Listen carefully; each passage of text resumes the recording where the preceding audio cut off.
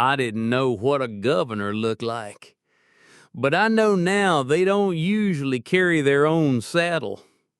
He came in from the north, covered in road dust and too proud to ask for water. I was 13 when I saw him the first time. A new state had been carved from the mud and mangrove, and they'd sent someone to tame it. That's what folks said. He's the one they sent. His name doesn't matter now. He was just the governor to us, or the man with the map, as old Cora called him. He arrived in Tallahassee alone, just after spring broke open the ground. The dirt roads teemed with the scent of pine and orange blood, and the air buzzed with 1,000 biting things. He wore a brown wool coat even though the heat was thick as syrup. And he didn't speak until he reached the courthouse steps. "I've come to serve the state," he said, voice raw from the road, "if we can call it a state yet." Someone chuckled. No one clapped. He stood there in the square, surrounded by tree stumps and cracked shutters, and looked at us like he was looking at a puzzle missing half its pieces. Back then, Florida wasn't much. No real capital, no real railways, just commerces, and mosquitoes big enough to need names. The legislature had only met once, and that was to argue about where to meet again. Men built towns on top of swamps, prayed for rain when it didn't flood, and prayed for sun when it did. Half the territory still answered the Spain in their prayers. The other half looked west, dreaming of cotton and Confederacy.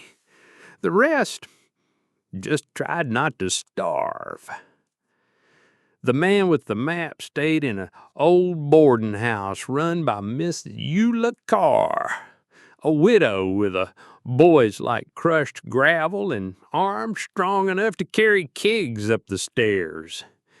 I swept her porch every morning for a slice of cornbread in her leftover stories. She told me one night, "He doesn't sleep, paces, talks to himself, draws in that damn notebook all night." One evening I snuck around the side window to see what she meant. He sat by lamplight, sketching a crooked road across a hand-drawn map. His mouth moved, whispering things to no one. A speech, maybe, or a prayer.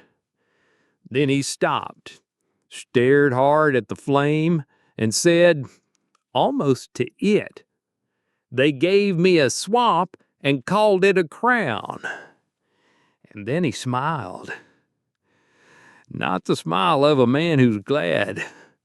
The smile of a man who's already losing but keeps going anyway. The first town meeting under his rule was a mess, held in the back of a dry goods store with barrels for chairs and rain leaking through the roof. It gathered farmers, freedmen, former Spanish soldiers, and a preacher who sold bootleg molasses on the side. He stood up, cleared his throat, and tried to speak like a statesman. "Florida has entered the Union. We are a state now, but we must act like one. Roads must be built, laws written, schools open, justice." "Justice?" a man interrupted. "You can't even get from here to Appalachia without losing a wheel." "I lost a wife on that road," someone else muttered. Laughter. Then silence. "You want a state? Start by keeping the river boats from sinking." The governor didn't raise his voice. He didn't argue. He just stood there, hands on the edge of the barrel, waiting. "We build anyway," he said finally. "Even if it all sinks, we build again." He left that meeting with no votes, no funds, and only one companion, a carpenter named Isaac who'd lost 2 sons to fever but still believed in order. That summer he began to ride. They said he traveled more than he governed. I saw him come through our hamlet once, Bay Hollow, riding a thin horse and carrying a water-stained map with red lines drawn through the wild. He met with trappers in the salt marshes, listened to mothers who taught 6 children in one-room shacks, ate bread with preachers and sugar with smugglers. He spoke little, wrote often. The Seminole villages kept their distance, but one day we heard a strange thing. He'd been seen sharing a fire with Chief Kuna's eldest daughter, speaking in quiet tones, trading dried meat and a silver coin shaped like a feather. "He's listening," old Cora said. "That's dangerous." I asked why. "Because this land don't like listeners. It eats them." One night, a storm came that lasted 2 days. Cattle drowned in the fields. A lumber mill washed into the river, and my uncle's roof blew off and landed in the next county. When the wind finally died, I saw him again. He was on the road, covered in muck, his hat missing, one boot torn. He was helping lift a wagon stuck in the mud with 2 farmers he'd never met, shoulder to shoulder, grunting like a mule, hair slicked to his face. When they finally freed it, one man looked at him and said, "Governor, what the hell are you doing out here?" He wiped the sweat from his brow and said, "I told you, we build anyway." That fall, the letters started to arrive. From Washington, from Charleston, from men with names that scared locals into silence. They told him to hold the line, to favor the planters, to push laws that would keep the cotton flowing and the rich happy. He didn't. He delayed the bills. He rewrote the charters. He appointed teachers instead of tax collectors. Freedmen were offered land leases. Spanish language notices were posted at city halls. And slowly, too slowly, a fracture began. People stopped calling him the man with the map. They started calling him the outsider in charge. "You can't change a place by drawing new line," and someone told him once. He said, "I'm not trying to change it. I'm trying to hear what it is before it forgets itself." Men in suits tried to tame this place with papers, but Florida didn't care about ink. The rains didn't stop that winter. Rivers swallowed roads.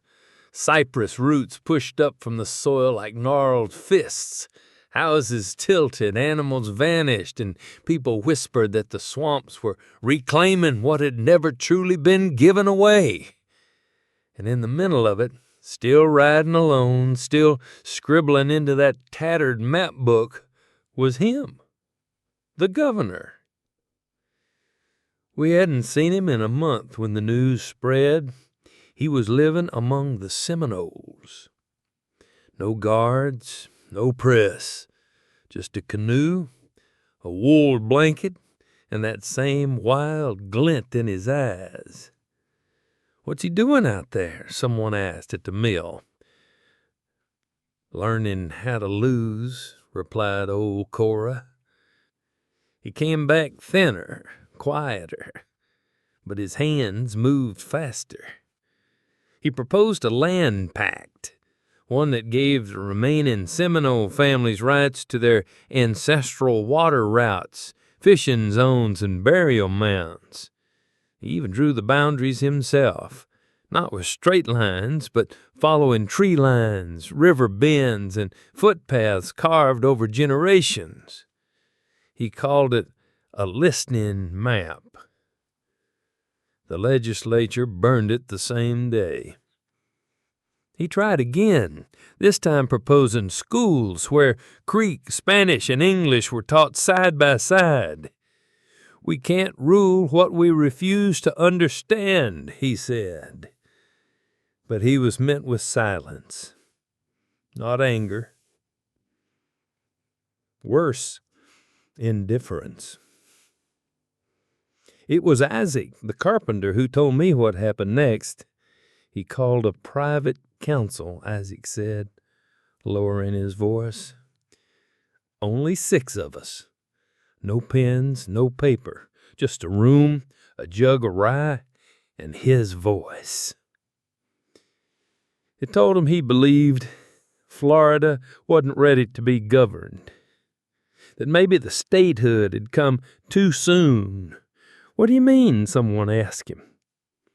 I mean, we're still bones unto dirt pretending to be a body, and I'm tired of being its heartbeat. Isaac said he didn't raise his voice, didn't cry, just stared at the wall where the map hung, tattered now, water-stained, torn at the gulf edge. He tapped it once. This land remembers its own. It doesn't want fences or flags. It wants to be wild. And maybe we're the intruders, not the settlers. After that meeting, they stopped sending him letters from the capital. The money dried up. Railway contracts were frozen, schools halted, and a plantation owner from the coast was named temporary overseer in case of executive failure. He didn't fight it. Just packed his coat and went south. I saw him once more, near the end, down at the St. Argos docks. He was standing at the edge of the pier watching a steamer puff black smoke into the pink morning sky. He had no guards, no entourage, just a journal in one hand and a palm frying hat someone must have given him in the glades. I stepped up beside him. He didn't seem surprised. I asked him, "You leaving?" He didn't answer right away. Just kept watching the steamer pull away, its reflection breaking into 100 fragments on the bay. Then he said, "I tried to make a road through a memory." He handed me a small cloth-wrapped bundle, brittle paper inside, handwritten maps, names I'd never seen on any chart. He said, "These are real places, even if they won't end up in books." Why me? Because you're watching, and that's more than most. The last anyone saw him, he was heading east. No trail, no plan, just a sea wind at his back and the Everglades before him. They never declared him missing. They just replaced him. Quietly, politely, like you might change your picture frame without touching the photo. After it disappeared, the legislature struck down every plan it made. The schools shuttered, the treaty lines erased, the land was sold, leveled, renamed. But something strange happened. People kept telling stories. Stories about the man who ate with Seminole elders, about the governor who dug ditches with freedmen, about the fool who tried to draw a future on paper too wet to hold ink. And somewhere out past Bayahola, if you walk the old trail before dawn, There's a tree that leans too far east and has initials carved deep in the bark. E.M. The land remembers, old Cora said, even if people don't. There are places the maps won't tell you about, but people remember, and land never forgets. It's been 28 years since I last saw him. The governor, the wanderer, the man who showed up with a dream and vanished into the green hush of Florida like a breath into fog. I don't say his name anymore. Most folks wouldn't know it if I did. It's not on any street sign, not in the courthouse books, no statue, no portrait. Just a name scratched out of minutes and buried under the silence of convenience. But I remember him, and I think the land does too. The year after he left, the new administration redrew the lines. The swamplands he'd promised the Seminole were sold to railmen. The schools he'd built were shuttered, replaced by education committees that banned Creek and Spanish from the classroom. Even the map changed. Towns renamed, rivers renamed. Families told their home had a new name now, and they'd better learn to spell it. But when I rode through the back roads, down the trails he'd once marked with string and charcoal, I started to see things that didn't match the official records. A schoolhouse rebuilt in pine, a well dug where he'd once camped with homesteaders, a path that curved away from the sugar fields and led to a Seminole garden untouched by surveyors. The map was wrong, but the memory was alive. One summer I took out the cloth bundle he gave me at St. Argo, the one with the maps. They were drawn by hand, in red ink, curled from age, stained with swamp water and sweat. But the names on them, they were real. Not official, not sanctioned, but real. Taka Taka Marsh, Widow's Teeth Crossing, Cypress Daughter's Hollow. Places the state refused to name because he hadn't asked permission. But in every single one of those spots, I found people living quiet, stubborn lives, raising chickens and children on soil they swore had been promised by the tall one who listened. They knew who I meant. He came here at once, an old Seminole woman told me near Redroot Bay. Didn't say much, just sat in the dirt and watched the sun go down. Then he gave my grandson a coin and said, "This place has a story. Don't let her forget itself." Years passed. The men who replaced him died in their chairs. Politicians changed. Borders tightened. Railroads roared through towns and then disappeared into dust. But that old story, it clung. It clung in songs and in warnings and in the way a child would look at a pine stump and ask, was this part of his road? He never wrote a memoir, never ran again, never reclaimed power, and yet his story spread like moss, slow, soft, quiet, but relentless. I remember the day I brought one of his maps to the new land commissioner. Big office, high windows, cold man. I laid the faded sheet on his polished desk.